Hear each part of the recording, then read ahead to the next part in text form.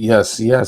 Welcome to episode number 32. Magic Johnson to the Swoosh Who's podcast. You got Second greatest myself. liquor of all time. That's correct. Just saying. So the hosts, we got myself, Eric. We got Armani, aka 77 to 5, Ernest, the Darvingham era, and I guess the depressed net fan, aka slash Pelican fan, and Net You're, fan. you're a fan. Nets fan. You're a Nets fan, Josh. Come It says on, Ingram Johnny. fan and Pelican. Nah, that's crazy. Yeah. Yo, that's crazy. You a Nets fan, man. You're a Nets fan. Oh, You're literally Oh, in. man. You're. I think you were on our. I don't You was know in the whatever last one. episode. And Nah, I think- you're in 4K rooting for the Nets, bro. Nah, 4K. I think that was somebody else. Nah, That's bro. crazy. And I told you about Ingram, bro, when he got drafted, but you was talking about But Kevin. I've been on Ingram. I was with you. No, we not. We not doing that. Yo. We not doing that. Unless the player is out of a Laker uniform, Josh is cool to root for him. That's the problem. I like Lakers. I like the Lakers, man. Oh, okay. What you mean? But to get into it, we have a lot to talk about, a lot to cover. A lot of things been happening in the NBA. We all know. First and foremost, man, topic of conversation in everyone's mind. That's on every show. That's on every segment on ESPN or Fox Sports or wherever you find your sports outlets. All It's over about Twitter. it's about the Brooklyn Nets. Man, obviously we See, know this- what's happening with team Kyrie dysfunction. Irving, and with the issues that have arisen with Kyrie Irving as of late. We're not going to get into much of that. We really want to just talk about basketball and the dysfunction that has ensued within that organization. First and foremost, we stand by the Jewish community, right? And we don't abide by anything, any hate speech of any race, creed, religion, color. Doesn't matter. That is not what we stand for. I think I speak for all of us on that. Yeah. So the Nets right now sitting at, I believe, 2-6. The worst defense in the league right now. It's looking bad. It's terrible. The firing of Steve Nash had happened a couple of days ago. After 8 games in, they should have fired He him in deserved offseason. we gotta get that. We gotta get that Steve Nash picture in the somewhere. podcast with his eyes. We need that picture. Yo, Eric, if you can hook us up with that, we need that. Oh, I can find that. That's easy. Oh, that's Yeah. easy. That's easy. Somewhere in Brooklyn and Park Slope, Brooklyn, Steve Nash is doing the running man on TikTok, celebrating. Because he doesn't have to deal with this dysfunction that's happening. But let's get into it. The Nets, are they doomed? Is it time to blow it up? Let's go with Josh first, because he is the Nets fan on the pod right now. Let's clarify this. I was a Nets fan when they was in Jersey. I don't know about this Brooklyn brand of Nets basketball. That is, the backtrack is insane. Wow. What happened? So you weren't a fan when they moved to Brooklyn at all? Nah, I wasn't feeling the brand. It was a little on, bland bro. to me. So I just Nah, So you wasn't rooting for Darren Williams and all those guys, and then you wasn't rooting for KG and Paul Pierce and all those guys. not that I recall. Dan was his favorite player, bro. And you I respected Brook Lopez. I don't know about those other guys. and So, you wasn't rooting for D'Angelo Johnson? Russell, and Jared Dudley, and those guys. You wasn't rooting for that Nah. team either. Nah, it doesn't ring a bell. And I was you with weren't- AD and the Pelicans back then. And so. you weren't running victory laps when they landed Kyrie and KD on the team Nah. about we getting the chip and this, that, and the third. Well, I okay. never said we getting the chip. I don't know, man. Wow. Yeah. Wow. But What proceed, brother? The question at hand is, do you think the Nets should blow it up? And by what I mean by that is trading Kevin Durant, trading Kyrie Irving, what the hell to do with Ben Simmons and his injuries? and lack of thereof focus. Yeah. What do you got? Listen, I should be like an advisor because I've been said this last time I was on here. Well, somebody else was on here. I'm gonna just say, like I said, they should have blew it up when KD asked for the trade. That's I'm on gonna be record. honest. I've been said that. It's already looking bad because everything just wasn't going the Nets way. Everything y'all saying about the dysfunction of the Nets is true, except for the Steve Nash one. He deserves to be fired 2 years ago. He is not a good coach, and I don't understand why the media is all, oh my God, he's happy to be gone. No, he doesn't do anything. I've never seen this guy became a coach without any prior work experience at all. Mhm. He never even gave me when he talks like, yeah, I want to be a coach. I want to draw plays and stuff. I never hear that from him. I just hear this the guy that's just clapping on the sideline. He's trying to manage egos. Can't even do that right. We gave this point guard who had stacked teams before, couldn't even make it with that team, and you can make it work with KD and Kyrie. I didn't believe in it from the jump. But like I said, other than that's like the shining light. If Udoka's here, that's another conversation. But everything else is just a mess. KD, I think we should cut ties with KD. Save his career. He's averaging 32 and we're 2-6. Like, come on, man. Like, trade him out of here. Kyrie, I don't know what to do because I don't think he has any trade value at all. Ben Simmons, might as well keep him because his trade value is definitely dirt too because of how he's been playing the first 5 games. This team is just sell everything. Sell everything. I don't know what else to say. It's sad. It's disappointing. And this is what made me a Pelicans fan. I mean, right now, the Brooklyn Nets are sitting at 25th in defensive rating in the league. That's good. Improvement. Literally right. I know, right? Because last week they were one of the worst. Literally, right under the New York Knicks. So, you never want to be next to the Knicks in anything, but I can't even talk. I can't even talk. I can't even do that. Like it's crazy. That's a horrible, man. Bring back the Russian guy. I actually stand corrected. I actually stand corrected. The Nets are 29th in the league right now. Still improvement. 29th.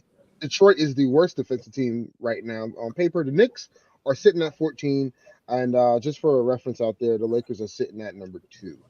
So yeah, the Nets, terrible defense right now. A lot of that stuff was hindered on, the hope of Ben Simmons kind of leading that force on that side of the ball. Yeah. But Ben Simmons has yet to show any promise as of late. He's averaging a triple single. And he's out with a knee injury, and Jacques Vaughn came out yesterday and stated that now they see some swelling and inflation in the knee. Never a good sign. I'm gonna be fair with Ben. I just saw a report too that they said MRI is clean, so I guess there's nothing to worry about there. But I'm gonna be fair, back surgery is tougher to get back from. Yeah, absolutely. So I'm gonna give him time. I'm not overly angry this season about Ben Simmons because you still human at the end of the day. You still gonna have to get that time. He hasn't played in 2 years and had back surgery. That's gonna take some time.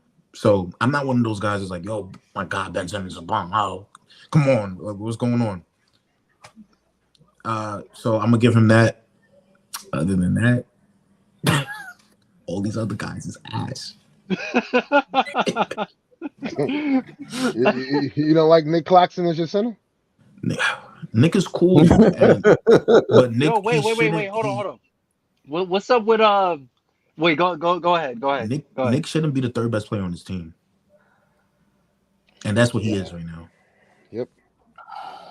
My question was, What's up with Cam Thomas, man? He put something on Twitter saying Listen, free CT. What's going on, man? I know Eric and he's I was talking about that on the last show that we did. What's up with that, man? he's in the doghouse. Steve Nash doesn't like him for some reason. And his Steve Nash disciples, Jock Vaughn, who I don't know how he survived all these years in Brooklyn as an assistant head coach. That baffles me. Every time a coach got fired, he was here since Kenny Atkinson. Why is he still here? I don't know. But he don't like him either. So hopefully, if the Udoka thing is official, that he could play. Because we need a playmaker. Patty Mills can't dribble. Yeah, and also Seth Curry is hurt, so that kind of hurts. And I don't listen. The Udoka hiring, obviously we don't know what happened in Boston to a certain degree. It is, again, operative words was consensual, and then it got to a point where it escalated a little bit further than that, where it deemed harassment. Right, let's call it what it is. Yeah. And we don't know what the ultimate consequences of that ordeal will be or has been. It's been relatively quiet over there in Beantown, but I don't think Udoka changes anything with the roster. The roster is an issue in totality. So no. I'm not, because I'm still for Udoka if we blow this thing up. You still get a top 5-ish coach. And he could help build this roster, now, however. I'll challenge you to this. Udoka will now see a different. We're going to see a different side of his coaching if they blow it up, because now you don't have stars to kind of lean on. In Boston, he had that. In Brooklyn, if let's just say Kyrie, KD, and Ben Simmons, or let's just say Kyrie and KD aren't there, and you just have Ben Simmons and a plethora of role players. Perfect. Oh, I mean, we're gonna really see how good of a coach he is. Is it really? is it really? It's perfect. Listen, guys. Listen. But Ben Simmons might not be there either. He might still be on the team, but he probably won't play. Trade him for anything. And Ben Simmons, you can't trade. Like it's the like Nets playing right 4 now. 5 with him. The Nets right now probably have the lowest trade value of assets on an NBA roster we've ever seen, other than KD. Right, like legit. If they like, this is why I don't think. It's two things. What I feel. I feel they should trade Kevin Durant. I don't think they will, because that Kevin Durant trade is literally what is going to set them up for the future, because they can't get nothing for anybody else. Right, like you can probably get something for Joe Harris, but Joe Harris is for what I know about Joe Harris and what I know about Joe Harris around the organization, he is like the voice, which is like that makes no sense, right? Exactly. So what are we talking about here? I don't think Joe Harris will be traded. Seth Curry, you can get something for him. What can you get for Royce O'Neal? We've yet to see. He's serviceable. We've yet to see TJ Warren. So it's just like, what's going Michael on? Jordan of the bubble. Look. This Nets roster isn't as bad as you're saying. I get it. It's not as bad as you're saying. They have a lot of wing. They got a lot of. Oh wait, why are you making that face? Like KD, Kyrie, Ben, Royce O'Neal, Joe Harris, Seth Curry, TJ Warren. That sounds like a solid 8 rotation. And that sounds like a 2-6 team.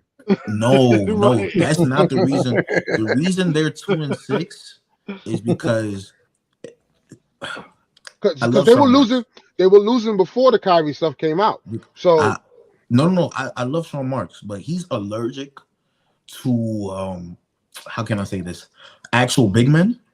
And like, yeah, I mean, to your point, by Steve Nash announcing, we're gonna run Ben Simmons at the 5 is insane to me.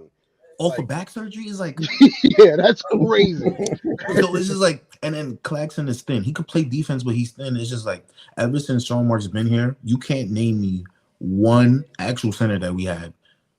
Jarrett Allen is thin too, like an actual built center. I had DeAndre Jordan. Yeah, and he is horrible. Right. Yeah. So it's like he's allergic to scouting or bringing in people of that magnitude, like Dwight Howard was a couple years ago. Like we can't even get that. I mean, but when speaking you of think Dwight, about it, I'm sorry to cut you off. And you can go. Speaking of Dwight Howard was on Shannon Sharp's podcast, and he asked him about why is he still not signed? And he said he spoke to a couple of teams, and the one team that he did mention was the Nets, and he said he was very frustrated with the Nets because basically the front office told him, "Yeah, we don't want you because you can't shoot." Bro, what? You need rim protectors. But that's you need rim protectors. But here's the thing with it's kind of tricky when you're building this roster since Ben Simmons is here. Not saying like I get it, that's not his thing. He can't shoot, but like the spacing is very important. We saw the spacing be a problem for KD last year with 3 people's on him in the Boston series, and now he's struggling to even score. It's the same thing this year. No, but I'm just saying. With Dwight and Ben on the court together, I understand. I get it. Like you're gonna have Kyrie, KD, and Joe Harris playing, 3-on-5. I understand that, and I get his frustrations, but bro, you got to look at the optics of basketball. I can't have you and Ben on the floor, and then when you get out, Ben and Claxton on the floor. What is that? But who's to say that him and Claxton were starting together? Dwight will come off the bench. Right. No, I'm just saying either vice versa. Because at the end of the day, you're playing Ben Simmons and Claxton in the starting lineup. So the spacing is already an issue. So what's the issue now by bringing on another big man that can actually anchor some of the defense and rebound? Like y'all signed Markieff Morris, bro. And I like that. But what has he done? Markieff, I like that because that's another thing that the Nets lack.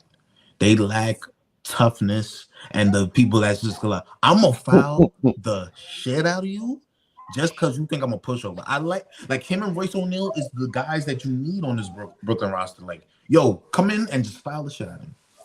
Because I know that sounds crazy. I know it sounds crazy. Yeah. But what are you on the bad boys, Brooklyn Nets? But look, it sounds crazy, but really look at the Nets' last 2 playoff series against Boston and the Bucks. They beat up on us. And whenever we tried something, it's a whistle because we don't got that respect. So that's why you got to bring in some of those guys that Royce O'Neal has a history of. He had them cheap shots on Luka last year. I know y'all remember that. We need that. Yeah, like, yo, what you doing? You wilding? Like this team is cooked, man. I mean, Markieff Morris tried to do it to Jokic, and you know what happened with that. But he ain't been the same since. I'm just saying, like, I hate it had to be him, But like I said, I've been told him blow it up when he asked for this trade. I said hit up the Pelicans, try to talk the Pelicans into KD. Y'all can have KD, Ingram, and Zion. Just give us those Lakers picks. We're fine. That's fine. Just rebuild from there. Give us the Lakers pick, and since you need like a salary filler, CJ McCollum, we're fine with that. Somebody to sell the tickets, and then look, Victor. CJ McCollum's not selling no tickets, man. CJ McCollum's not selling tickets, bro. But you know what, Armani? He's not, bro. Armani, I'll say this. Actually, I think he would because right now the Nets have the lowest ticket sales in the league right now. But still, look, come on. We've been realistic right now. I'm going to the Brooklyn Nets to see CJ McCollum. Like, come on, bro. We not doing that. I get what you're saying, but come on. Y'all got me on some Donald Trump stuff. That is false. They talking about season tickets. And you can't blame Brooklyn Nets fans for like, I'm not buying season tickets. I ain't gonna lie. I ain't gonna trade all year. Yeah, I ain't gonna lie. One of the Brooklyn Nets reps, he be calling my phone like, "Yo, you interested in seeing tickets?" I'm like, "Nah, like, no." You don't know what you expected from Kyrie, and KD asked for a trade. What am I buying tickets for? Yeah, there's some dude named I forgot his last name. His name is $25 chicken tenders. And he calls me all the time like, "Yo, you know." I'm like, "Nah, bro. Like, I'm a Laker fan." Right. So yeah, it's total dysfunction right now in Brooklyn. I never called my phone. I mean, yeah, they won't. Uh, it's total dysfunction right now in Brooklyn, and I don't see them coming out. If they keep it all together, I don't see them coming out of this being a contender, or maybe I just don't see the light right now. But right now it's looking bad. Can I say to end this? Can I say something to end this? Yeah, for sure. I don't know, and this is to whatever I'm talking to, basketball gods, if y'all real. I don't know what Nets fans did to deserve all of this. That's from whatever happened in Jersey to Brooklyn. You keep giving us our hardest battles. Please. You really want to know why? And things started to look up for y'all like after like y'all made the stop with it D-Lo. with the D-Lo mess. Stop it. But it was looking up for y'all though. But if Katie, if the best looking girl that's offering you a great job, a great opportunity to do what you want to do, that you always wanted to do, yo, dump her. Nah, listen. If Rihanna come to me, I'm gonna say this little because my girl's in. If Rihanna, but listen, I say this. I say this. I think part of the karma is obviously, the Kenny Atkinson outing for no reason. He was a good coach. He was better than Nash. So let's keep it 100. Changing the culture, and then we gotta blame the Brooklyn Net fans, because I understand this as a Laker fan. Wait, let me get to my point. As a Laker fan, we saw the little brother run victory laps when they signed these two guys in the basement, and Brooklyn Net fans, who are the little brother to the New York Knicks. Let's just keep it 100 right now. That's as much as the Knicks have sucked and been a putrid of a basketball organization, they run New York City. I don't agree with this. Net fans came in as soon as KD and Kyrie signed there. There was a bunch of bandwagon fans that jumped on the ship and started doing victory laps, already parading for championships down Flatbush Avenue without dribbling a basketball before the season started. So time out. Some of that karma is reversed to y'all right now. Time out. That makes no sense. You gotta keep it 100. Hear me out. That makes no sense, because you know what? Brooklyn Nets fans were perfectly happy with that 6 seed team. We was thinking it was gonna be D'Lo, Caris LeVert, Dinwiddie, Jared Allen. I didn't think nothing about no Kyrie and KD. No, I'm saying when the actual signing happened. But you gotta look. The Lakers, you can't compare the Lakers and Clippers to the Nets and Knicks, because the Lakers are like the Yankees. The Knicks are not the Yankees. The Knicks fans were, I don't know if Ronnie witnessed, but the Knicks fans were berating us even when we was even paying attention to them. We won 40 games. It was like, oh, for what? Just to lose to the Sixers, get swept by the Sixers? And it's like, yo, bro, like, why are you talking about us? You're not even here. Right. They even make the playoffs. They didn't make the playoffs. Yeah, I get it. And then Knicks fans was like, "Oh, y'all not gonna be anything because when KD and Kyrie and Zion come, it's over." So it was like flipped, because we didn't know. Nobody Eric, knows don't Brooklyn. Eric, don't cap. That was an actual thing. Yeah, Knicks fans. that was it. It was Photoshop. KD, It was Kyrie, and Zion, and I was like, "You guys are smoking crack." It was insane. It was a whole campaign, that whole season. KD, Kyrie, Zion, get the number 1 pick. We won 17 games. Watch us get that number 1 pick, and KD, Kyrie to the Knicks. That's shameless. And watch everyone, and then oof. So here we are 4 years later. So if we get bullied that whole season, and we not even paying attention to these guys, and then the people that we didn't know that was coming to our team came to our team, we gonna talk that shit. Mm-hmm. I understand. No. I totally understand that. I totally understand that, because like nobody expected that. You know what I'm saying? Like I didn't know about the whole Zion going to the Knicks thing, but like KD and Kyrie they had the go to Knicks in the league. That's right. Why. That was a real thing. So like I can totally feel like free agency comes, and then you got 2 players like yo, you get an alert from Woj like, yo, I just got Katie and Kyrie on my team. Like, I'm thinking we signed Tobias, bro. That's what I was thinking going there. I'm like, we signed Tobias Harris. I'm cool with that. And, bro, you I can't. would be, but go ahead. Hey, Knicks fans were attacking me the whole season, so I'm gonna talk my shit. Like, yo, y'all look stupid now. What happened? We got y'all people. Like, so and I feel like that's and crazy if that's karma because we didn't start that. We wasn't listen, talking shit the whole season. listen. All I'm gonna say is, and we're gonna jump to the next All right, you team. got it. Yeah, we spent too long on these Yeah. bums. We spent too long on them. But ultimately, I think we all agree the Nets should blow it up. I don't think it's gonna get any better before it gets any worse. Blow it up, still bring Udoka. Yeah. Next on the docket, we have this Philadelphia 76ers. Man, what a start for them. And I'm noticing a little bit of dysfunction between James Harden and Joel I Embiid. love it. Looks like James Harden is kind of like back to himself, but then also Embiid is hurt, and now you also have James Harden who's hurt, who's now out for a month for a foot injury. And that could be serious as the days and possible months goes on. Right now, the Sixers are sitting at the 8th seed at 4-5. They're 1-3 at home, 3-2 on the road. So, I mean, what do you see the Sixers team going? Clearly this is an outbreak time, for Maxey to kind of just really ingratiate himself into the offense, and become the potential. I think he's a sleeper all-star. We'll see. But yeah, what do you guys think about the Sixers and how things are going to come out?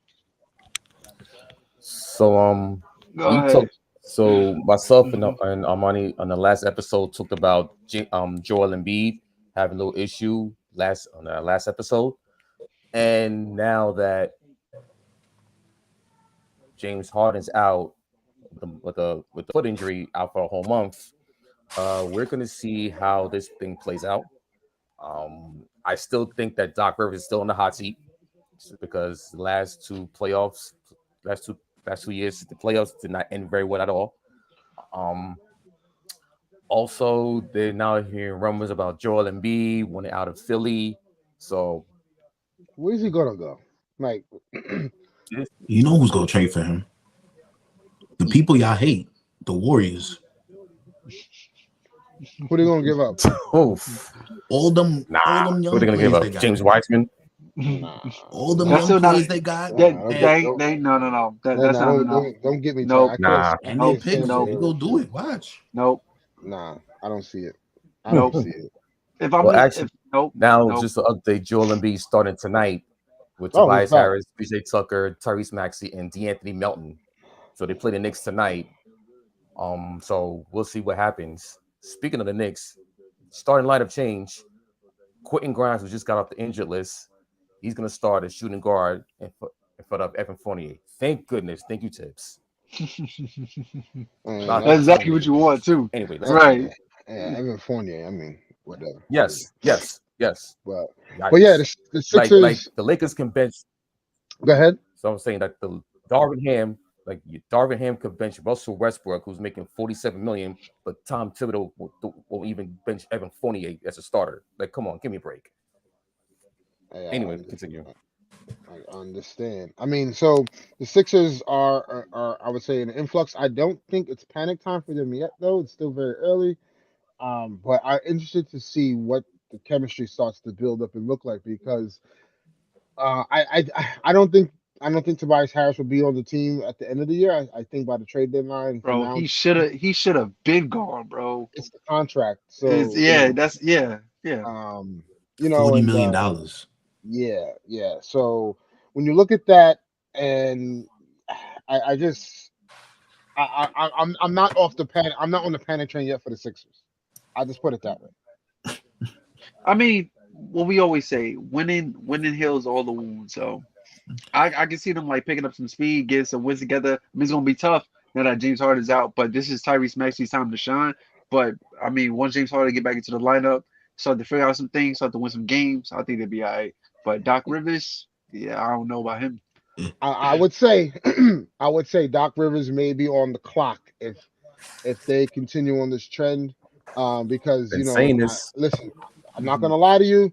As much as I admire Doc Rivers, that victory lap him, KG, and Paul Pierce been running on the '08 championship is Over. dried up now. Like Yeah. we gotta pack that up. Like we gotta start acting like that Boston team was a dynasty because they were not. So if Trevor Ariza and Andrew Bynum were healthy in that series, I think Kobe three-peats. But And Pau Gasol was on his, right, right. I think Kobe three-peats. But needless to say, I'm not on the panic train yet. But if they do continue to slide and struggle, I do see the writing on the wall for Doc Rivers, and lo and behold, Mike D'Antoni is waiting in the wing. So, yeah, we're gonna call them the Houston Sixers. And B gonna be shooting more threes. Yeah, I'm gonna hit the panic button. That's gonna be ugly. I'm gonna hit the panic button, and it might look like I'm hating, which is a little bit of hating because James Harden. But I know how James Harden teams operate, and oh yeah, you know firsthand. yeah, that was one of the dysfunctions from last year. So for like how many 10 games? James Harden, I knew it wasn't gonna work. The James Harden Embiid thing, because James Harden plays one way, and Joel Embiid wants the ball one way. Yeah. So, and then the other dynamic is Daryl Morey. Daryl Morey is best buddies with James Harden. Embiid is gonna feel away like, hey, bro, I've been here. Like, right. Why? And I could have won MVP last year. Yeah, right. Like, why you all buddy with him? So I think it's going to be a very crazy dynamic when he comes back. I think the Sixers going to be fine for now because they could just go back to playing how they did last year. But when he comes back, I feel like it's going to be we're going to see it more because it was a video clip that you saw, and B would bring up the ball, then he would just hand it off to Harden and then walk all the way to the hash. It's like, what are you doing out here to the hash? What are you doing? You're not giving them an actual offensive look. So I think we gotta panic about that. And Doc is overrated. So yeah. And you talk about our defense; they got a horrible defense. Yes, the Sixers. The Sixers do have a horrible defense. Right now, they are sitting. Let's look here. They're actually 23rd right now in defensive rating. So, yeah, they're not a good defense. They're on the back end of one of the worst defenses in the league right now, along with that team in the Bay Area, but we're not going to talk about yet.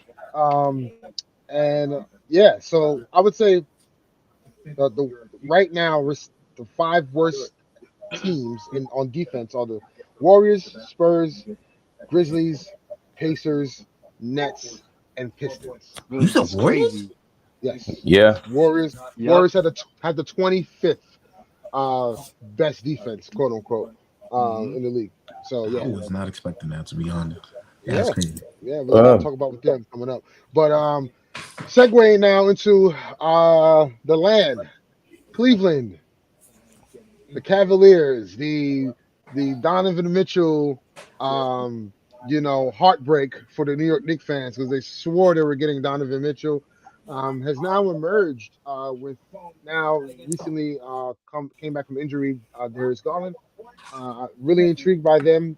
One of the best teams in the league right now. What do you guys' thoughts on Cleveland and where do you see them? Right now they're top 3 in defensive rating. You have the Bucks, Lakers, and Cavs right now as the best defensive teams in the league. So Donovan Mitchell's out tonight. He had his ankle injury. But and also Darius Garland is out for tonight's game. So both Mitchell and Darius Garland are out tonight's game with the Pistons.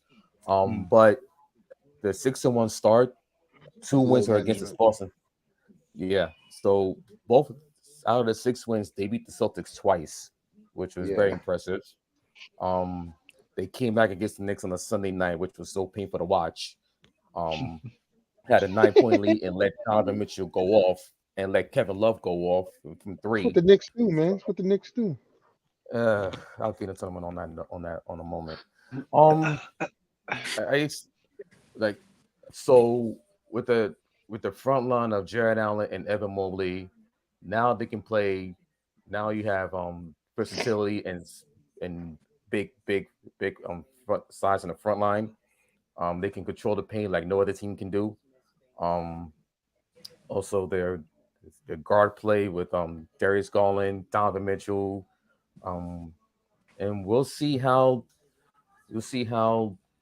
JB Bickerstaff how he manages this lineup, and along with the bench with Kevin Love, Dean Wade, Isaac Okoro. So you knew that they're going to be a defensive a solid defensive team. Remember they were the top four in the East last Mm. year before all the injuries came up in like back in January February. So that kind of slowed them down to them finishing in that play-in tournament, but they're gonna be a scary team come playoff time if they stay healthy and if they continue to play this way. And I think that's a team to watch come trade deadline because you're gonna have teams start to load off some vets, and if they can get a solid shooting guard to pair with Yeah. Donovan Mitchell and Darius Garland, that's gonna be one of I, the they could be a title contender. I would say they need a wing Yeah. instead of a shooting guard. Yeah. Um, Well, I think shooting Jay guard slash Crowder. swing in that the three. I think Jay Crowder slides perfectly with them. Maybe is it at the cost of Karis LeVert? And Hmm. Can Phoenix see Karis LeVert thrive with Devin Booker, which I think is also a good Mhm. mix considering That's a the solid backup if you yeah look at it that way. considering the drop off we've seen with Chris Paul. Just age Oof. obviously is starting to catch up to him.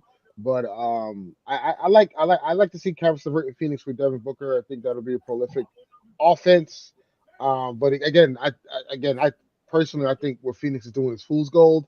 Once DeAndre Ayton is available to be traded, I think we'll see some action with them. But um, yeah, I think Cleveland just needs a wing, man. They need a good defensive 3-and-D wing. In my opinion, I think Jay Crowder kind of fits that mold, or you know, but the Cavs I just look if you just drop LeBron James right in that roster, they're walking to the finals. I just put Oh it yeah, that way. easy. So the Cavs are not far away. I still think they need to make some moves around the margins though. I'm just mad that they tanked for 2 years. They got Darius Garland, the number four pick, and they got Evan Mobley, number two pick. Meanwhile, I gotta watch Evan Fournier as my starting shooting guard. Yeah. I mean, since And we're on and and on Evan top of that, Fournier, hold, hold- and on top of that, I got role players as starters. So yeah. since hold on. Since we're on the topic of the Knicks, let's just segue before we get to the Western Conference and talk about the Knicks. Eric, the floor is yours for your rant. I don't foresee what the big issue is. Listen, you know me. I always have a problem with y'all Knicks fans. 'Cause I personally think y'all confused. Some of y'all want to tank, some of y'all want to win, and it don't make sense. So I need to understand what y'all That's want how to the team do is built. So because that's how it's the like team is built. y'all celebrated crazy when y'all got the fourth seed. It was F. Trey Young this, and it was Side Talk New York was going wild, and it was the city was live. But Double then overtime. like For that after one that, playoff win, it after that was it was mad. like, oh, it was a fluke. We should have just went young and not forget about the vets and trade the vets. But it's like y'all want to win, so I'm confused. But needless to say, what's the issue going on with the Knicks? All right, so it's more like on the court thing, and with Tibbs as the coach and the whole roster how it was constructed, you know. So the last game against the Hawks, they had a 23-point lead, second quarter. So the bench came in, Obi Toppin, Manuel quickly, they were balling. They built the lead up to 23. So by around the 7 minute mark, second quarter, as on point, Tibbs brings his hockey rotations in. You know how you watch hockey and get the one line rotation, another line rotation. They all come in instead of staggering minutes. They bring the whole starting five in, and then next thing you know, the Hawks throw in the zone. DeJounte Murray goes off. He's stealing the ball from Jalen Brunson. Evan He had Fournier is slow-footed. 36. He It had was a game 30. with He had 36. 18. He had 18 in the second quarter that led the Hawks to that comeback, and then the third quarter whitewashed them. Yep. And then he's Julius Randle. He's starting to revert back to his old ways from last year and back in 2020, bringing up the ball like he's not supposed to, knowing that he has Jalen Brunson as your point guard. Why? I don't know. And he's shooting like 12% from three. Tell him, why are you shooting threes? Get your butt behind the paint and start bully balling these small guards and small forwards. I don't know why. RJ Barrett, I'm not worried about him. He only gets sure? off these slow starts, but at the He same got time, he got that contract. He yeah, only averaging he got 12 points a game. He quiet. Like, he does 17, but the shooting is like he's got to get better. He's got to get way better shooting, and he's missing layups at the rim as usual. He's got to stop that. He's got to improve on that big time. Free throw shooting, they're like close to the bottom in free throw percentage. At 70, as a team that's shooting at around 72% from the free throw line, which is not good at all. But now with Grimes coming back, now they label him as a starter over Evan Fournier. Thank goodness. Now you add some versatility to the starting lineup in which you can have Brunson and Grimes and RJ speed up the tempo a little bit as a starting five. And now you can have Evan Fournier come off the bench for his shooting, but you can cut his minutes. And also the issue of Obi Toppin. He's got to get more minutes. He has to get more minutes because the way he's playing and the way he speeds up the tempo, they have to play at that tempo. And the fact that you still have Julius Randle playing 30 plus minutes, I know he's your main guy, but at some point he's going to have to play Obi Toppin more minutes. And also, even though Quickly and Obi, they picked up their options, the clock is ticking. In 2 years, they're eligible for a contract extension. So now what's the dilemma? Are you going to keep Randall, or are you going to keep Obi Toppin? So this is where the front office comes in. Leon Rose and the crew, like, y'all have decisions to be made. So let's see how this plays out. They're in the middle of a 7-game stretch. Where right now they played the Hawks, they played the Cavaliers, they lost. They played the Hawks on Wednesday, they lost. They had two leads on those 2 games and lost both of them. They got the Sixers tonight. Celtics home tomorrow, at Minnesota Monday, and in Brooklyn on Wednesday. So maybe they can get that Brooklyn game because there's just the function all over. But why you just throw it in there? Because a little jabby jab. Anyway, so it's just more of the whole roster construction. It's just like it's the same problem we have in the last 2 years. And with Tibbs, knowing that he plays the vets, at some point he's gonna have to cave in and say, okay, you tell us to watch the game and watch the tape. We watching the same thing. So what's the get, bro? Come on, Hey, Tibbs. man, Minnesota. I would say, listen, the Knicks are They're confused. they're a mid team. They're an average team at best. I would say roughly a little bit below, but listen, the Knicks right now they are competing. You can see that. We have no problem with that.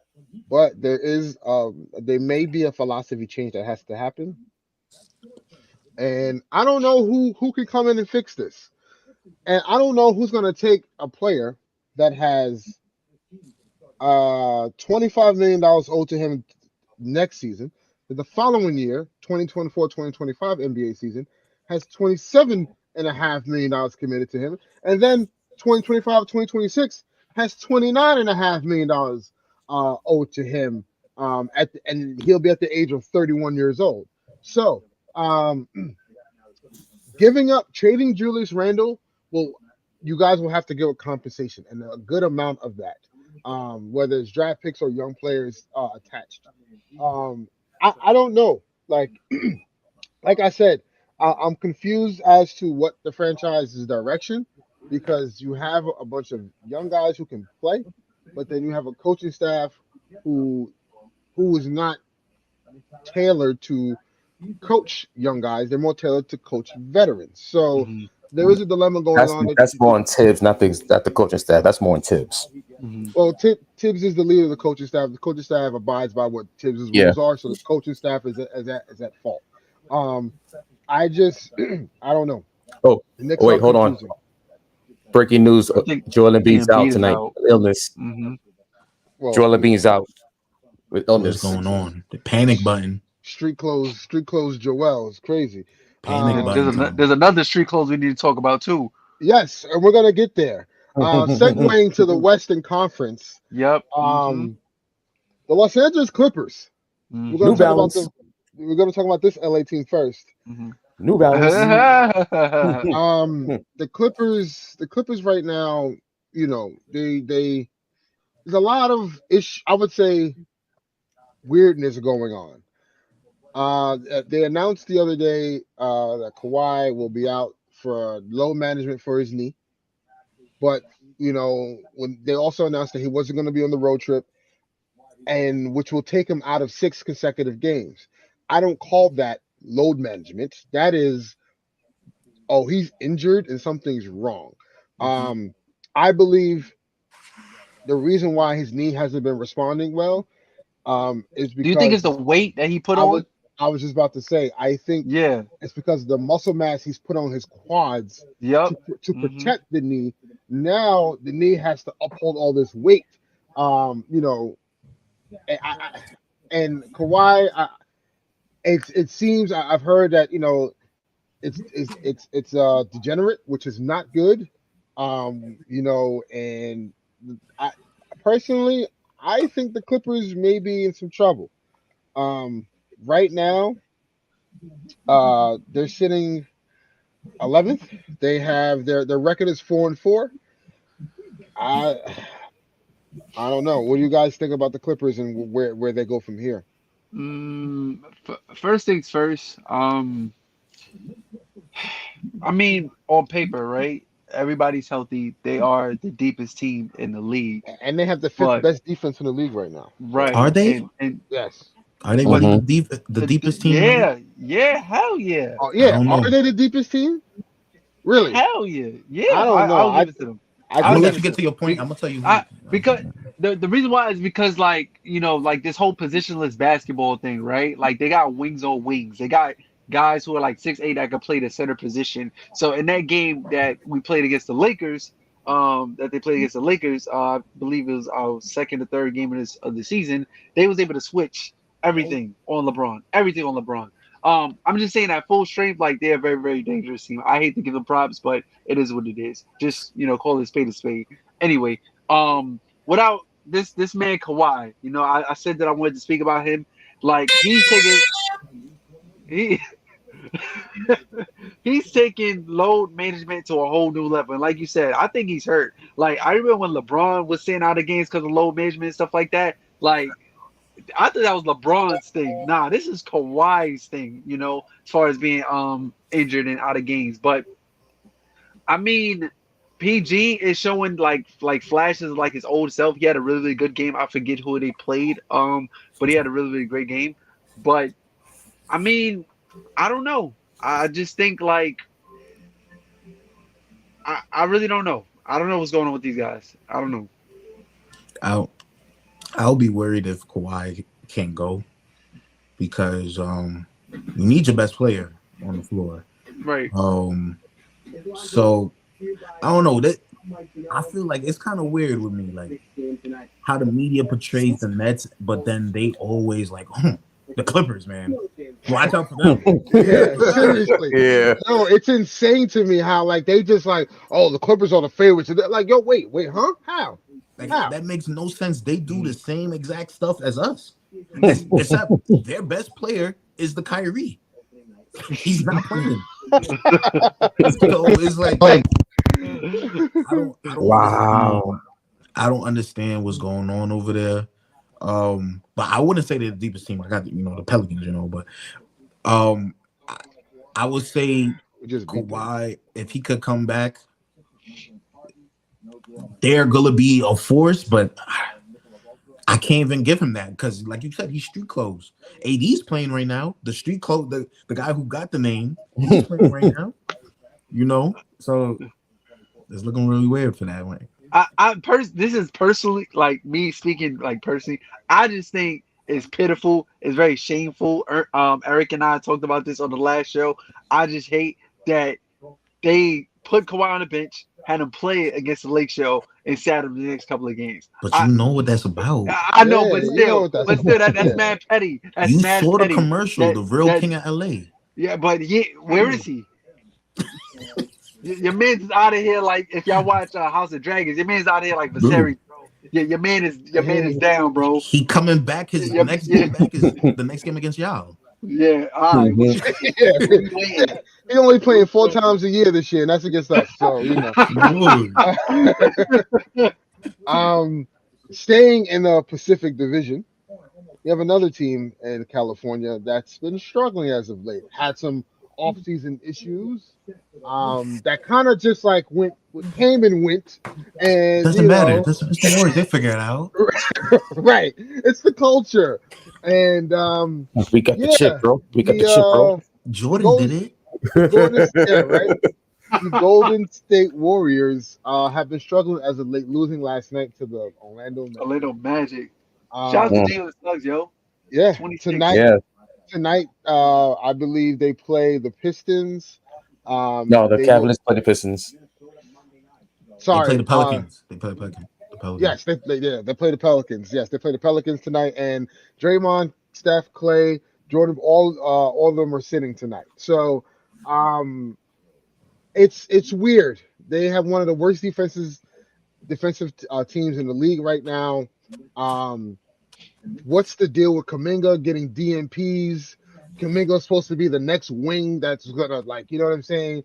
I felt losing Otto Porter Jr. and definitely losing Gary Payton II was going to hurt them because now you're putting all the pressure on the young guys to replace those minutes and that production.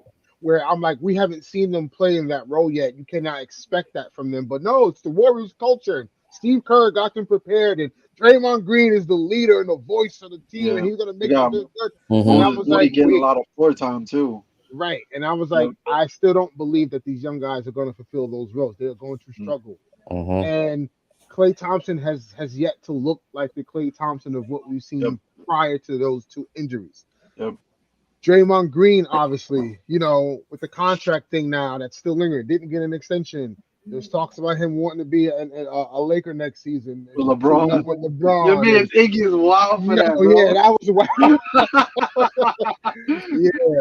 He said, welcome to the Draymond Green podcast. This is the 18th episode. That's also the number of all-star appearances LeBron did.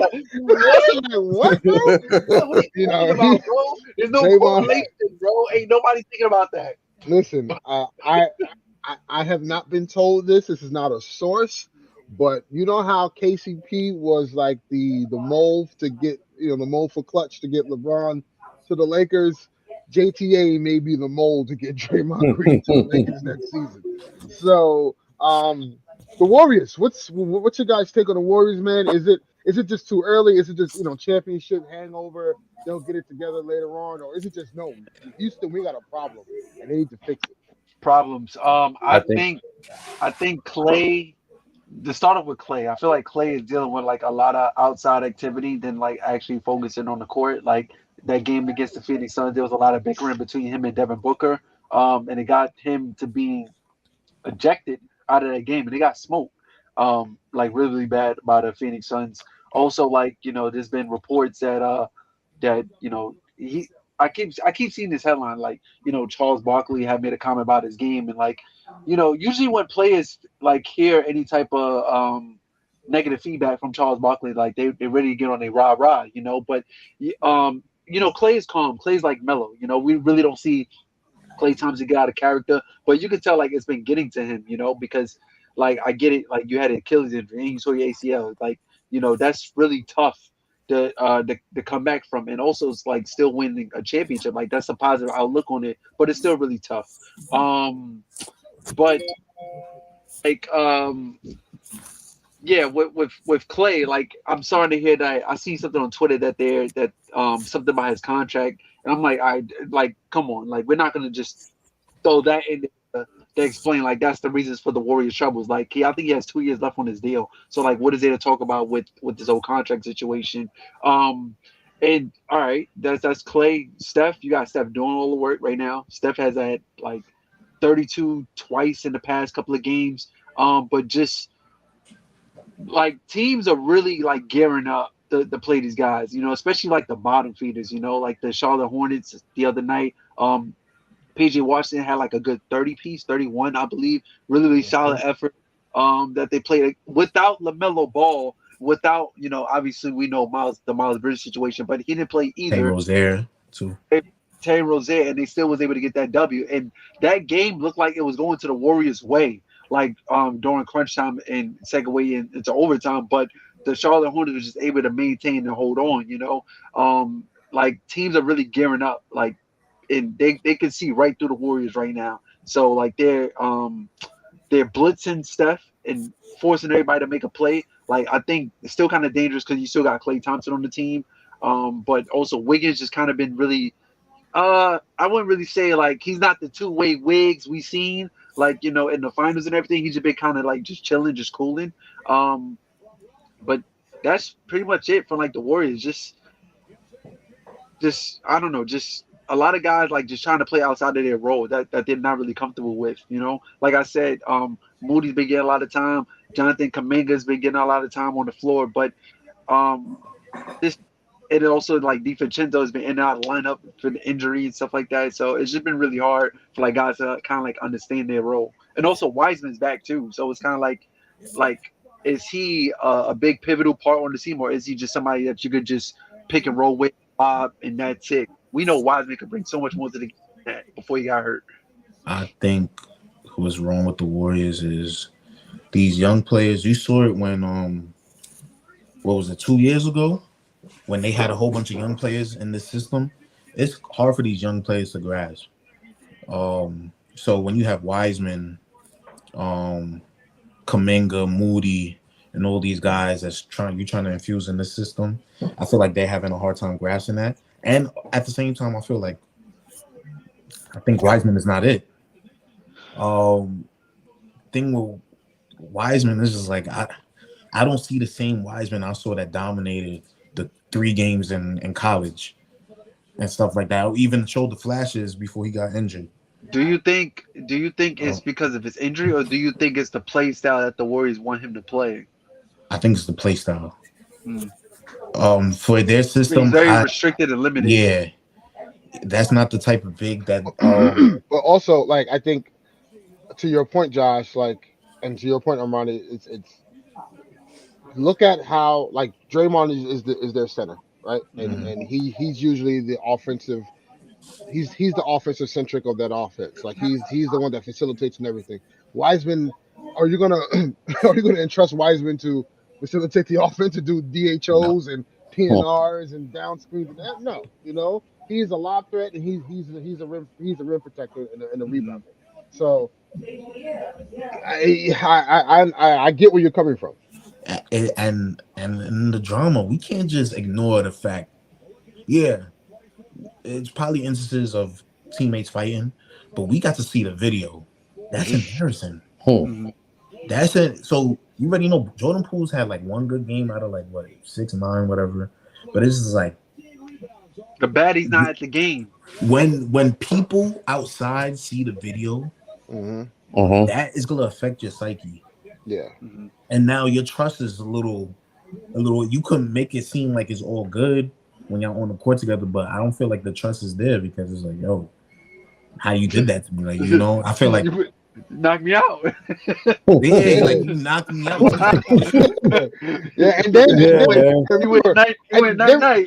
then remember opening night, it was like a whole media thing about it, and he was like, "Yeah, I learned from this," or like it was just like it just seemed like, "Yo, wait, like y'all profiting off of this," and it just seemed a little bit awkward and weird about it. I just feel so. Those are the two big things for me. Is that drama is like I feel like it's not over. It's still lingering. Because remember that happened with Katie and Draymond, but it wasn't like physical. Mhm. But that lingered them when that Katie and Draymond thing happened because it started with Draymond again. And then But- also to your point, like, I'm glad that you brought that up because now in this situation, right, you got Draymond, who's kind of like the glue guy, the voice of the team, right, getting into an argument with Jordan Poole. I don't want to necessarily say he's a newcomer, but like, he played a huge part in them winning the championship. Mhm. And then you got the best player on the team, is Stephen Curry. Stephen Curry's not known to like be a dictator, like as far as like Or leadership, vocal leader. or vocal leader. So it's just like, okay, now it's kind of like you got somebody in the wrong, and that person who's in the wrong is the dictator. It's just like, okay, like how do we go from here? You know, divides the what I'm room. saying? Right, exactly. Divides the room. Like Yep. you gotta think the vets is like, oh, I get why Draymond, but they don't get it. But like they own like Draymond more, And then the young guys is just like, yo, like that's crazy. Like, yeah, like you punched my teammate. Like, yeah. right. And I also think is because I don't like when players do this. THT did this, and I'm starting to see it with Kuminga. THT, he started getting praise when the Lakers won the championship. Summer League came around. Oh, it's too good. I'm too good for this. What? Okay. Okay. Jonathan Kuminga did that this summer. Yeah, You're a sophomore, bro. Yeah. Play in the summer league. Yeah, You didn't do too much. You didn't do anything to earn. Like, it's crazy you say that because like I remember it was maybe THT's second or third year. I forget. Well, the year after they won the chip and they had summer league, he walked in the arena with hands in his pocket. I was like, wait. I was like, dude, with the side bag going. I was like, bro, you need to be on the court. Yeah, you need to be on the court. Yeah, you know what I'm saying? Like, and honestly, I had the same sentiment for Austin Reeves as to why he didn't play Summer League this year. Right? I thought like Austin Reeves should be played. Now, don't get me wrong, Austin Reeves has been playing well so far, but again, with those young cats, like after you win a championship, you it ain't over. Like it's not finished. You have to kind of perfect that and build off of that. So Kuminga, it's just weird that like Steve Kerr's not even playing him. Like he's not even getting like minutes right now, which is like I don't know. It's very odd to me. This is super odd, super weird. So listen, I am not hitting the panic button yet, but if the Warriors don't look to right this ship, it may get ugly very quickly. Let it get ugly. Let it. I'm here for it. Let it. And like you said, Omani, there's a lot of because they gotta handle the Draymond extension and Clay in a year. Yeah. And then y'all just gave Poole that extension. Poole and Wiggins. And now since they're paying what an excess of like damn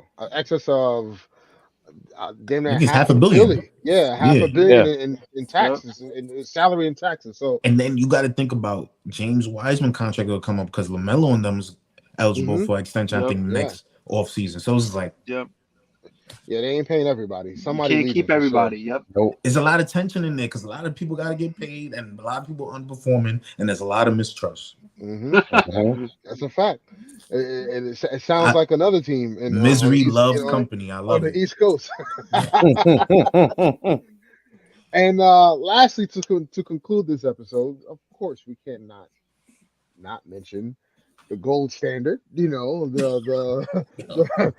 hold on. Before we get into that, I just want to say that the Warriors have lost more games than the Lakers. Just throw that out there. Just throw that out there. You gotta win tonight. Hey, Steph fans, y'all got the same amount of losses as KD. This is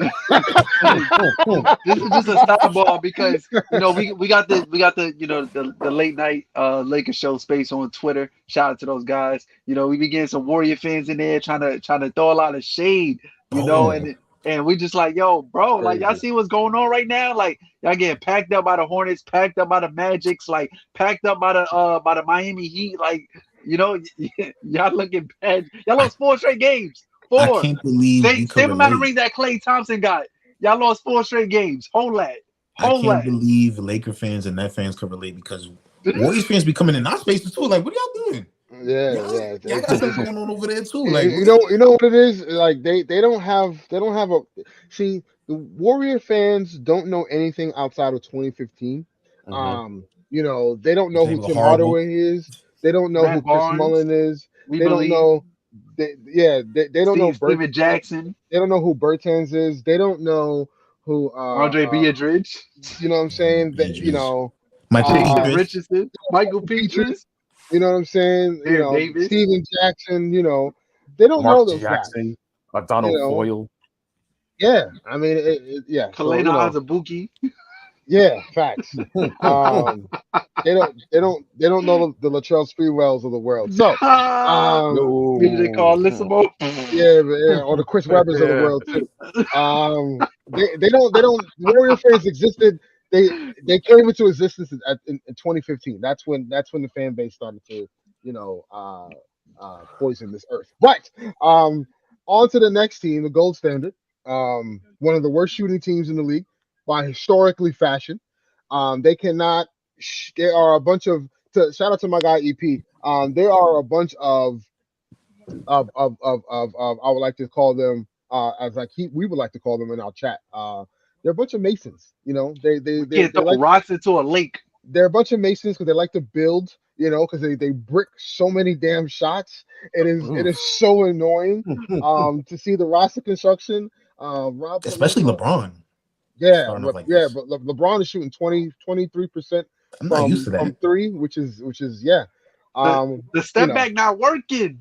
It's not working. It's not working. It's not working. The FU3 not working, bro. Yeah, the little side step, it ain't working. Working. I'm confused, bro. Yeah. So, but there is a silver lining in this. With Darvin Ham, the new coach, the Lakers have the second best defense in the league, which is wild to me. They have the second best defense in the league, and they have the worst offense in the league right now as we stand. So that's staggering, man. Yeah, that's very staggering. But needless to say, I do, they move Russell Westbrook to the bench. And wait, hold on. We're gonna go way back. We're gonna go back to our early episodes. One of our earliest episodes. Because I said this. I said it. I wasn't strong behind it. I'll take that. But I say, yo, do you think we should put Russ on the bench? And I got a lot of heat. A lot of heat for that. It was like, nah, Russ got to start. He helps, penetrate and, bring deep class of defense and stuff. Because we got Melo on the wing. I said it. I'm not going to, take full ownership now like I told you so. Because I wasn't strong behind it myself. I would say last season was the wrong team for Russ to come off the bench for. Fair enough. Okay. Because during that time, who were you benching him for? Mm-hmm. You're gonna bench a top 75 player for a rookie named Austin Reeves. I understand, right? Basketball fit and what does that look like? But optically, you don't do that. I mean, you just don't. Especially knowing that your team was already ass. Like we were already ass. So what was the point of making it worse? Like just let him ride out. We're gonna lose anyway, right? This year though is there's a different energy.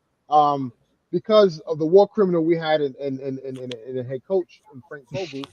But again, Frank Vogel, shout out to him for the 2020 championship. We cannot take that away from him and what he's done, right? But last season was a mixture of bad coaching and bad roster fit. This year, the reason why I think having Russ come off the bench is I always believe this. The reason why it never worked between LeBron, AD, and Russ is because LeBron and Russ are two of the same players. Their skill sets are very alike. They both need the ball to either facilitate or score to get downhill. Neither of them are great shooters. Russ is the worst of the two.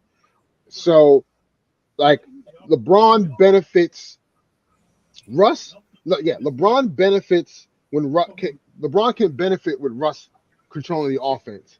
but Russ can't benefit when LeBron is controlling the offense.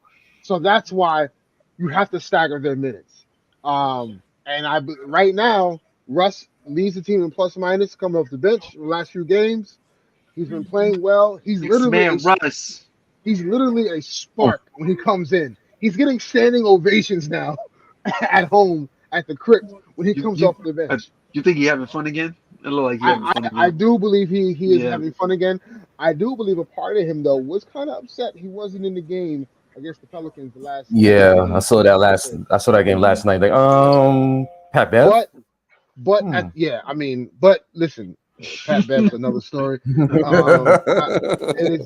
is a love. No, not even love. It is a like and hate relationship with Pat Bev at this moment. Because there's something like against the Pels, he did a great job locking up CJ towards the end of the game. He got that clutch rebound after the missed free throw, to keep the possession going. I get that, but then at the same time, you can't have Patrick Beverley run the offense. He is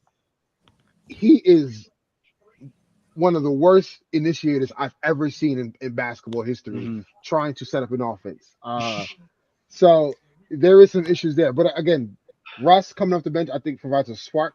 He seems like himself. He's getting downhill, assists, no look passes. Like these are the things that we wanted from Russ. He's playing making layups. He's making layups, and he's playing defense. Like he locked Kawhi up against the Clippers in crunch time. On those straight two possessions. You know what I'm saying? In the Timberwolves game, he also played well. Without AD, we were going to lose that game anyway. And then the other night against the Pelicans, he played extremely well. So I do see the trajectory going further up. And quite frankly, if there is not a trade that makes the Lakers an immediate contender, meaning like if I give up Westbrook and 2 first-round picks unprotected, because throughout the offseason, any unprotected picks that went out for a trade netted an all-star. So if the Lakers don't get an all-star in return by giving up those picks, I say you keep them and you run it and see what happens. Yeah, don't do them outside. Don't do them outside. Okay, so I'm really glad that you brought that up because I went to ask for you guys' opinion. So if you guys don't know, Miles Turner was on Woj podcast and he asked him about the Lakers trade. He was twerking for a Lakers trade. My God! And the question was, well, pretty much he commented on if the Lakers should do the trade. And he was like, if I'm the Lakers, like I must do that trade for me. So I just wanted to know you guys' opinion on that. I don't like that from a player. You're on the Pacers right now. Why are you selling yourself? Like Woj had it working for a Lakers trade, bro. Look. If I lived in Indiana, I get that, but I don't like that at all. And also, if you're looking from the Lakers standpoint, I just seen you get outplayed by Claxton, a second-round pick. No, I'm good. He got outplayed by Claxton. I would say this. Look, there are ways for the Lakers to get Miles Turner without giving up all these draft assets. If you package Kendrick Nunn, whose minutes has been diminishing by the game. Gotta go. He's been playing. Yes. Kendrick Nunn. He's a superstar in the preseason. Yeah. He's like TJ Warren in a bubble, bro. Like it's crazy. If you package Kendrick Nunn and you package Patrick Beverley, the salaries are enough to get either Buddy Hield or Miles Turner. I'm just saying, if that works out, you do the deal. If the Pacers say, "Hey man, give us 2 seconds that you got in the Russell Westbrook trade 2 seasons ago," those are in high regard right now. Give us the 2 seconds. Give us Patrick Beverley and Kendrick Nunn. You get Miles Turner or Buddy Hield. Your pick. All right. I would take Miles Turner because we have way too many guards. So I would take Miles Turner because that also supplements Anthony Davis. Now Anthony Davis doesn't have to play the 5, which he doesn't want to do. People keep saying, yes, it makes sense, and yes, the numbers say he should, but the Anthony Davis that we want to see from the bubble was at the 4. So AD needs to play the 4. You know what I'm saying? So do you think we should? I know, like. I was watching, like it's really confusing to me that Dwight is not on the team and also Carmelo's not on the team as well too. So, but I'm thinking, like, would you bring Dwight back? Oof. Would I bring Dwight back? Mhm.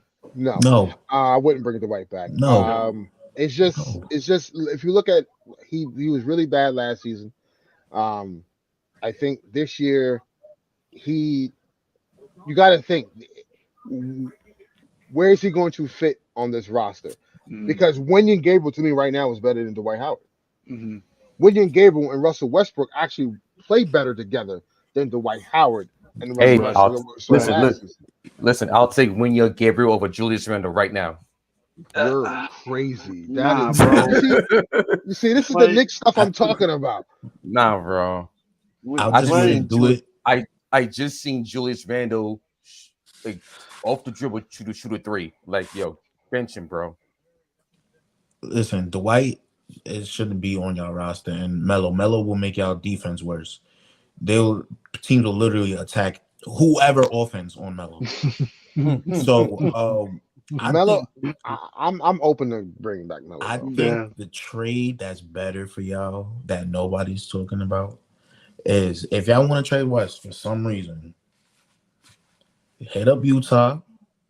Like, yo, Larry Markkinen. I don't know if I like that. And Mike Conley. Okay. No, hell no. Because like you said it. Mike Conley. Nah, no. Yeah, like it. Yeah. Mike Conley is injury prone, bro. Right. Yeah. He's too small. He could shoot. Too small. He can still play defense. He doesn't make our defense worse. Mike Conley fell off, bro. Yeah, but look. Because obviously, Colin Sexton, I was going to say Colin Sexton, but he does not fit with LeBron at all. That's an argument waiting to happen. That's J.R. Smith. That's that waiting to happen. I'm just saying, for the salary to match, because Larry Markkinen, it would be a great get. Him and LeBron, the spacing AD will get with that is beautiful. Yeah, no, I agree with the Laurie Markkinen front, but Mike Conley, I don't need another point guard. So if I'm giving up Russ, right, I'm not bringing back another point guard unless it's like a Buddy Hield type, a guard that can shoot. That can shoot. Stop it with the Buddy Hield talk. Nah. He's not that guy. He's not that guy. No. Don't get me wrong. I'm not over the hill. I'm not over the hill for Buddy Hield, but it's just like, the shooting he's gonna provide would be insane. Right. But you're gonna trade Russ for Buddy. That makes no sense to me. No, I'm not saying if I were to trade Russ and I don't have to give up the picks and I can get Miles Turner and Buddy Hield, I'll do the deal. But they soft. Not with LeBron and AD. That's a whole different. Yeah, I'm talking about injuries with Mike Conley, but Miles Turner hasn't played past January in the last 4 years. No, I get it. No, Miles Turner. I mean, listen, the dude started out the season, he sprained his ankle on the ball boy this year. So I get it. I understand. It's like, how do you sprain your ankle against the ball boy? But crazy, son. But I'm just saying from a fit standpoint, it would make more sense. Now, I would do the Utah deal if it doesn't involve Mike Conley. Because of the contract, and two, he doesn't live up to that contract, and he's always hurt. If I'm gonna call Utah and Utah's willing to do a deal, and they say marketing, then the other player has to be either Jordan Clarkson or Beasley. Then we could talk. That works because I think Beasley get $20 million. So I think Yeah. So you get two guys who can shoot. Right. I would do that. Right. They're both wings. They're big. I would love to have JC back. And then, but I personally would go the San Antonio route. Give me Jakob Poeltl, give me Doug McDermott, and give me Josh Richardson. It also creates an $11 million trade exception, so I could absorb $11 million worth of contracts in other future deals, so forth and so on. Like hence Cam Reddish, right? Hey, New York, here's Kendrick Nunn. Here's a second. Give us Cam Reddish. I like that makeup more than going after Utah or even Indiana at this point. I get you, but as long as Pop's there, he's never trading with y'all. Oh yeah, of course not. He hates you. Remember, Kawhi Leonard, when he acts out of San Antonio, He told him, "I want to trade me to the Lakers." I Because he respect wanted it. to go home. And Pop said, Spiteful. "No, we're gonna trade you to another country, and we send your ass to I respect it, man. Spiteful. so, so I respect it. and it's wild. He got nothing for that deal. You know what I'm saying? So Yep. I get it. I understand because he got the Rosen in that deal, and then he And traded the Rosen Potto. to the Bulls for He nothing, got the Rosen and basically. Potto, I think. Yeah, yeah, exactly. So Potto is still there. right. Right. So listen, at the end of the day, I like right now the attitude of the Lakers. I like the energy. I like the team camaraderie that we're starting to see. It was a huge cloud over the offseason. Everybody and their mama wanted Russ out of there. And once we realized that Russ wasn't going nowhere right now, we had to accept that. So listen, I've never been a guy that hated Russ or wanted him off the team. Mhm. No, I'm lying. I did want him off the team because if trading him were to, because of the contract, were to bring back some supplement depth, cool, I was with that. But if it wasn't going to bring that back, or if it wasn't going to net a superstar or all-star back in return or depth options, then you keep Russ and you work it out. So far, it looks like it's starting to work out. So we'll see tonight as they play the Utah Jazz how that works out. I'm sure THT is going to look like Michael Jordan tonight. So we'll see what happens. Um, but the Jazz have been playing well as well, right? And that's been one of the surprises of the league this year. But yeah, man, a lot of stuff to cover, a lot of stuff to get after, next coming days. Shout out to the Brooklyn Nets as they've taken over the media cycle to take some attention off the Lakers and everyone else. Really interested to see how that team, comes out of all this. I do It think that a took the trade deadline. attention off of Josh Primo. I can't believe it. Yeah, Wow. yeah, crazy, Yeah, right? man. Wow. Crazy, Mm. crazy. You got Yo, dudes exposing themselves, and no one's even batting an eye. 9 times. Yo, 9 times. it wasn't like a mistake. He was like, "Yo, like Bro, it's they already insane." told you 8 times Yeah, before that, like, to chill. And you chill. like, And he like, "Nah, I gotta do it one more time." So Wow. just wilding, it's bro. wild. It's wild, man. Like But it's also crazy. shout out to Lonnie Walker because he's been playing great for y'all too. Yo, I've been watching Lonnie yo, Walker. He's been playing great. Skywalker, yo, yes, sir. yo, man, he's like our best shooter on the team, bro. And like, I love his confidence. I love his confidence. Always trying to attack the basket, pulling up in Mhm. transition. I love his confidence, And yo. and and also, I told people about this pickup, and people were like, "Oh, you're wild." And I was like, "You guys don't watch tape." Troy Brown Jr. I said Yeah. was a sneaky pickup for the Lakers, and everyone was like, "Oh, he didn't get no minutes in Chicago, and he didn't play well in DC." I'm like, you got to look at the teams he played with and who he the teams he played for and who he played with. Hmm. His length, how he plays defense, his athleticism is going to help us. And lo and behold, so far he's been doing a great job. So, Hmm. it's just crazy how like right now, and I tweeted this and it went viral. I said Kyrie Irving has less trade value than Russell Westbrook right now, and it's getting real dark over the East River, and Hmm. rightfully so. Right And now, that's what it is. he might not even play after this season, man. He might not. He really might not. So again, we'll see what happens at the next coming weeks. Josh, I appreciate you being on the pod, man. No Um, problem, no problem. Let's go, you, New Jersey Nets. You know what I'm saying? and hopefully Ingram comes back healthy. I know he's been out thus late with the He back tonight. He back tonight. okay. You So know, my real squad is playing tonight, and we go get a dub. all right, I hope so. And yeah, man, it's crazy how Westbrook has Zion packed up the other night, but we're not gonna talk about that.